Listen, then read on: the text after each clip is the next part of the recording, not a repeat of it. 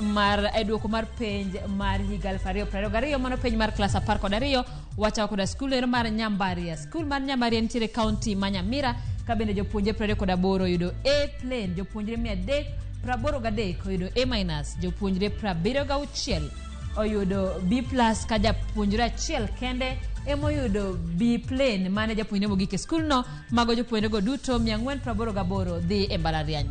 Wadhi skul machielo ma otimo maber e penj mar klas 12 ma higa nieri. Skul machielo en Lwak Girls County ma Siaya kama japuonjre achiel oyudo A plain, jopuonjre 5 oyudo A-, jopuonjre 29 oyudo B+, jopuonjre 75 oyudo B plain, jopuonjre 101 oyudo B-, ka jopuonjre 120 oyudo C+, jopuonjre duto 321 dhi e mbalariany. Skul machielo ma bende otimo maber e penj mar klas 12 mar higa ni oting'o Sigoti Girls Complex County ma Kisumu. Sigoti Girls onge ng'ama oyudo A plain, kata kamano jopuonjre 2 oyudo A-, jopuonjre 30 oyudo B+, jopuonjre 125 oyudo B plain, jopuonjre 126 oyudo B-, ka jopuonjre 64 oyudo C+, jopuonjre duto 357 dhi e mbalariany. Wadhi e skul machielo ma bende timo maber e penj mar klas 12 mar higa ni Orero Boys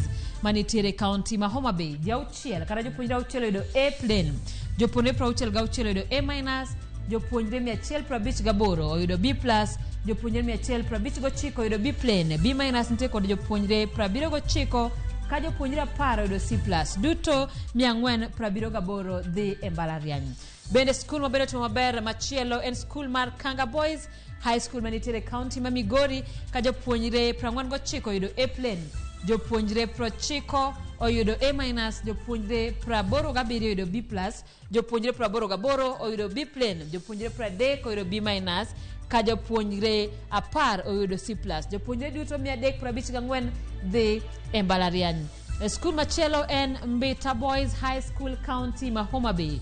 Bende jomoyudo A gin ji 15, jopuonjre 54 oyudo A-, jopuonjre 79 oyudo B+, ka jopuonjre 71 oyudo B plain, jopuonjre 58 oyudo B-, jopuonjre oyudo C+ gin 27, duto 294 dhi donjo e skunde, dhi donjo e mbalariany achiel kachiel.